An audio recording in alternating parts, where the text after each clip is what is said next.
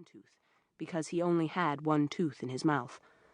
Said there was no money to fix the sign, and who needed a sign anyway?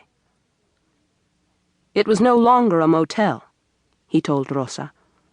It was a dump. He spoke too fast and mixed the very few words she understood with many that she didn't know, and so she didn't learn things all at once when he spoke, but over a long time. After he had said things many times, she would form the ideas of what he was trying to say.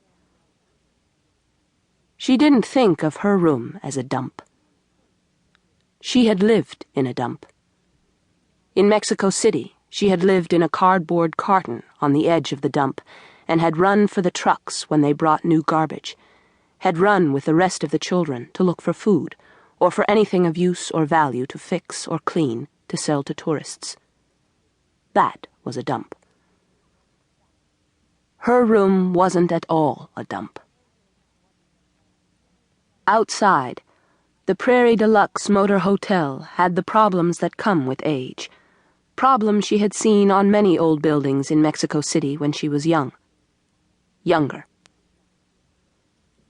Paint was peeling in such a way that meant it would never be fixed, and some of the coating over the adobe bricks had fallen away to show the bricks themselves. The small parking area was full of holes and puddles and trash, but she still didn't consider her room a dump.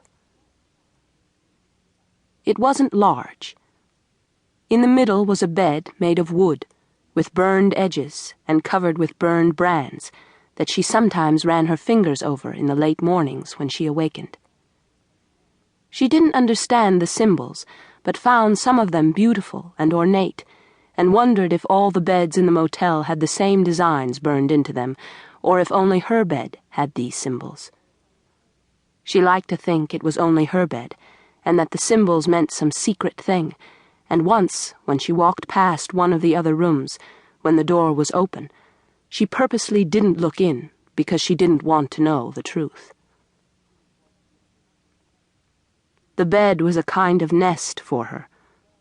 Sometimes, when she was hurt, when the men hurt her, she would come back to the room and curl into the center of the bed with the blanket that had the soft, silky edge wrapped around her and take comfort there, rubbing the silk between her fingers until she slept. She thought of the bed as her mother, which was strange because her real mother still lived back in Mexico City, and Rosa sent money there to her once a month in a white envelope that One Tooth helped her mail. At first, Rosa worried that One Tooth would steal the money. He was, after all, a man, old, ugly, yet still a man. But her mother sent her notes, thanking her for the money that Rosa had read to her by a girl she knew who was almost a friend and who could speak Spanish and read. Still, she thought of the bed as her mother, and if the bed were her mother, then perhaps the hard desk and chair were her father. The desk was made like the bed, with the edges rounded and burned, and held together by fake wooden pegs. And even with the carving of initials previous renters had done, she liked the desk because it was furniture. Her furniture. Of course it wasn't. The desk was part of the room and belonged to the Prairie Deluxe Motor Hotel.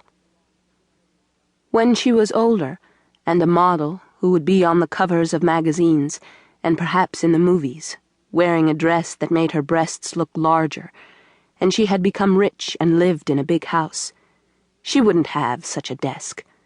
She would spit on such a desk. She would only have such a desk as a souvenir in a special room of souvenirs from when she was poor.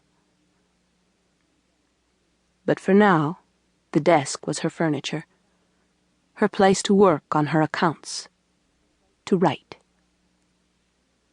She didn't write. She knew she couldn't write.